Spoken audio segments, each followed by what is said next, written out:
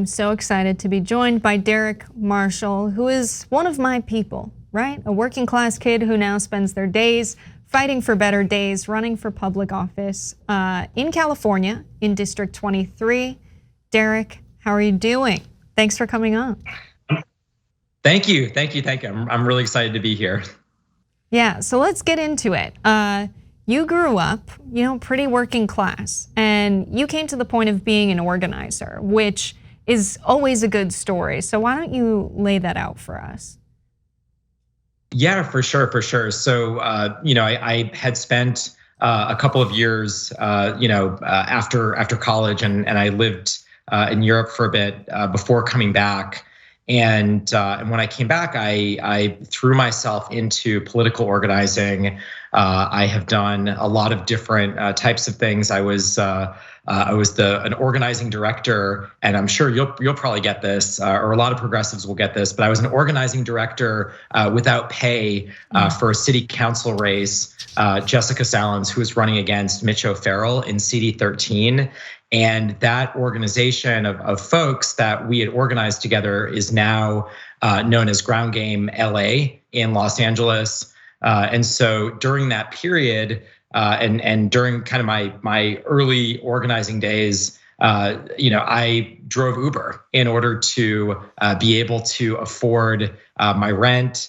I like to tell my 19-cent banana story, which is the only thing I was able to afford to eat some mornings was my 19-cent banana and a free cup of Trader Joe's coffee in order to be able to pay the bills and continue to be an organizer.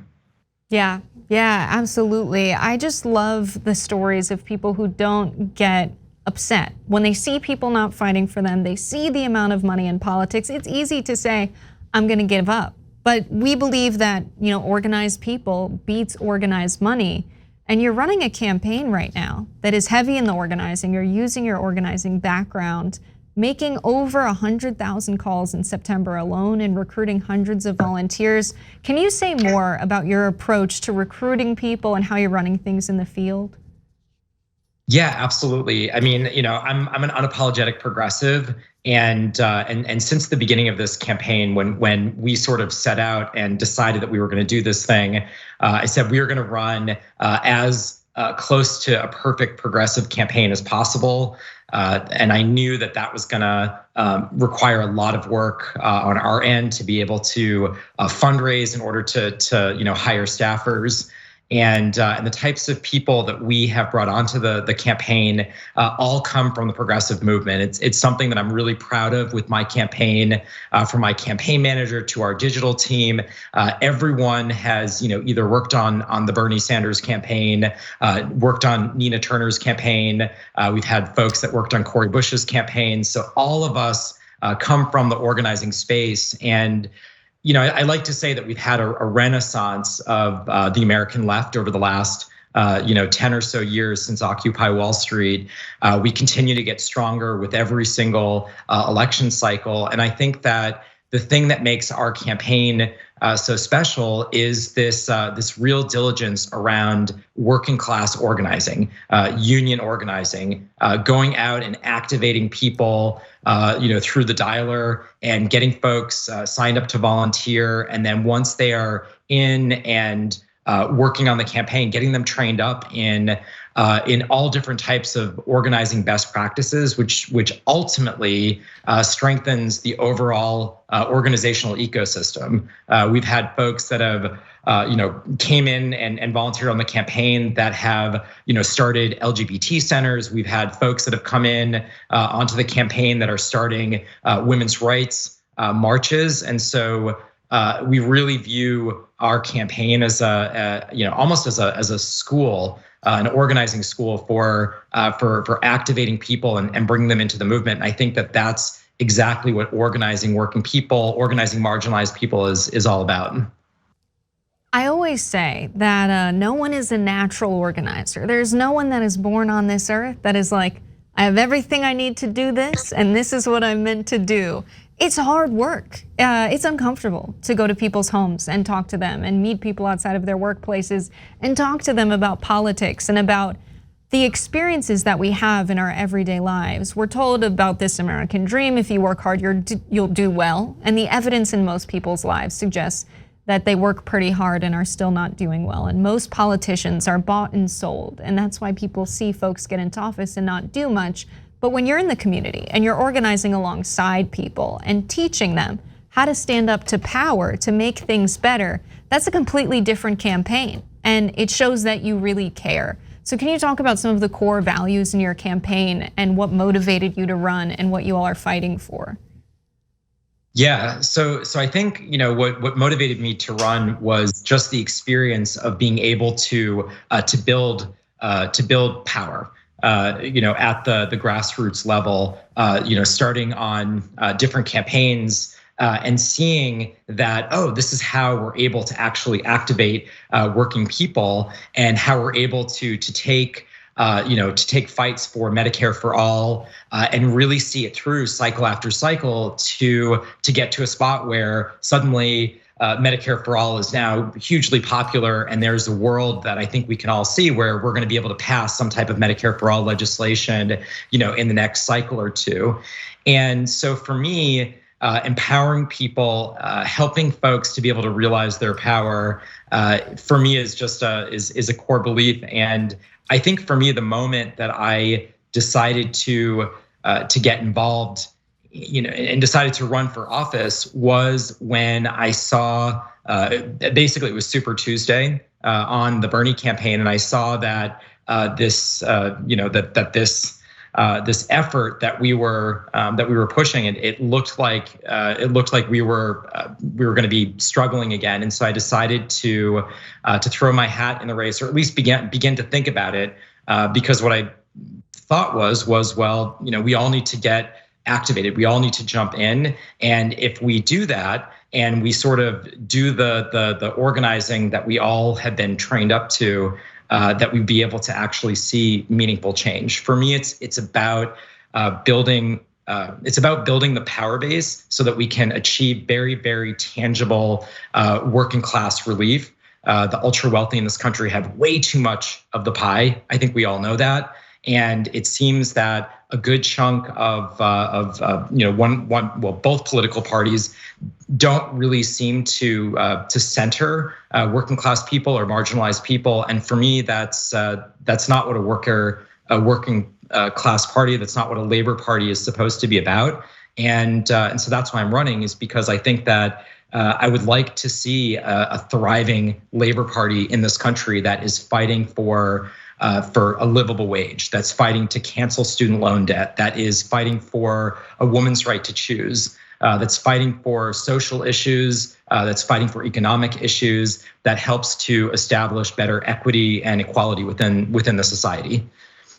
We always hear this narrative, right? That if Democrats want to win in the current landscape, you've got to go more to the center. You've got to take the establishment Democrat Party messaging. And the thing is, most people in America are everyday working class people who would benefit from all of the policies you just talked about. And you're finding on the ground that your message is resonating with people who typically vote with Democrats or NPP voters. Can you say more about how maybe you're finding that it's not true that we have to go to the center or stick with the typical mainline Democratic Party messaging? Yeah, Jessica, I mean, that narrative is categorically false. And I think that we as progressives have seen that for many cycles now, and I'm seeing it on our own race. Over this in the general election, we've now made over 200,000 phone calls. We've knocked on thousands of doors, and so we actually have the data. We're seeing in real time how popular messaging around Medicare for all actually is. And I'm here to bring the good news that we don't need to play it to the center. That is no longer a reality. And in fact, if the Democratic Party wants to win in rural and ex-urban areas, then they really need to adopt campaign strategies like we have, where we are unapologetically talking about Medicare for all, working class policies. And I think that the biggest thing with our campaign right now is that the moment that we win this thing, the moment that we are able to actually flip a red district blue, on this unapologetic message, on this organizing strategy where we're making hundreds of thousands of calls, knocking thousands of doors, suddenly there's a new model in the country, and the whole progressive movement levels up to the next level where it's, oh, wait a minute, we are now competitive in rural and exurban areas. Get out of the way, moderate Democrats. I think it's so important. You're running a campaign with this message that you're going to go to the halls of Congress alongside working class people. You're not there to be a hero and go off to DC and make friends. You really understand the importance of organizing along with people even after you get into office, which is so huge. And as an organizer or someone with a background in organizing, you understand the people's relationship to power. And a lot of people get into public office and they sell out or they start making deals with people. Organizers don't do that. They understand that we're not going to achieve anything unless we've got the people standing up and fighting power. Can you just tell us a little bit about that approach once you get into the halls of Congress? Yeah, absolutely. I mean, I think you hit the nail on the head. I mean, you don't choose to be an organizer for many cycles unpaid, unless you actually are unapologetic and authentically fighting for making the lot of yourself, your family, your friends, your community better. And I think that I'd actually not thought of it quite in those terms before, but I think you're absolutely right. I think that if there's any group of folks that probably are unlikely to be bought or sold once they get to Capitol Hill, I think it is organizers, particularly campaigns like ours that has not accepted $1 or a dime in corporate donations. I've made 70,000 calls, attempted calls personally over the last 2 years in order to raise small dollar donations to fund our campaign. We've raised almost 900,000 so far. And so it is possible, I hope for the future, that we can pass campaign finance reform so that it gets easier to be a working class representative without having to just work 16-hour days. I think that we'll have a healthier, better democracy for it. But certainly, I feel that because we haven't accepted corporate donations, because of how hard we've worked over the past couple of cycles, that I have quite a bit of freedom to be able to vote my conscience and really be a solid champion for working and marginalized people. Yeah, you've got the experience there, and the most important experience you have is just struggling in America, being a working class person in America. We need people who understand what everyday life is like and where the problems are in Congress. And still, without taking corporate money, you outraised your opponent these past 2 quarters, which is huge. You've earned endorsements from labor unions, Ground Game LA, and places like Churla. Can you tell people, we've got the website down below, but can you tell people the best way to get involved in the campaign? Yeah, absolutely. So we have the progressive magic on this campaign. We've got people that are doing Bernie journeys that are coming out. I'm hosting some folks at my house. During the Bernie Nevada campaign, I think I had a small apartment and we had 15 or so people that were sleeping on the couch and everywhere. And on this run right here, we have so many people that are coming to stay at my personal house that I booked one of my friends to bring a tent to sleep in my backyard. Luckily, we have a lot of supporter housing as well. So if you don't want to sleep in the backyard in a tent, you can also come. But I think right now in the last couple of weeks, it's we will take any and all help. Whether it is an organization, a late endorsement coming from a progressive Congress member, whether it is an organization that wants to jump in. We've had hundreds of volunteers that have signed up from in-district. We're making hundreds of thousands of calls. We've got the really exciting magic of a progressive campaign on our campaign, and any and all help helps, whether it's volunteering, whether it's a donation to our campaign. I'm just ready to prove the model. We're ready to prove the model that progressives can win in rural and exurban areas. And when we do, to completely change the conversation and really capture back the narrative that, in fact, if you want to win, you want to win with working class folks, with marginalized people, to be unapologetic in fighting for working class economic and social issues. Now, before I say goodbye, I'm going to make the case to our viewers at TYT, because a lot of you are amazing progressives. You believe in the same values that Derek Marshall's campaign encapsulates, but maybe you've never organized before.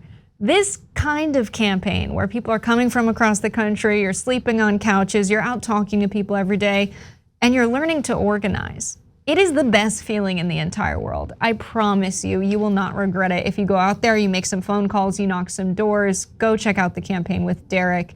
Try your hand at organizing. I promise you, you won't be disappointed. It is the most fulfilling work you can do. Thank you so much for coming on and talking, Derek. Is there anything else you want to share just before I let you go about the campaign that you feel the viewers should know? No, I just wanted to thank you, Jessica, for having me on. It's always a pleasure to be here. Thank you so much, Derek. Thanks for watching The Young Turks. Really appreciate it. Another way to show support is through YouTube memberships. You'll get to interact with us more. There's live chat emojis, badges. You've got emojis of me, Anna, John, JR. So those are super fun. But you also get playback of our exclusive member-only shows and specials right after they air. So all of that, all you gotta do is click that join button right underneath the video. Thank you.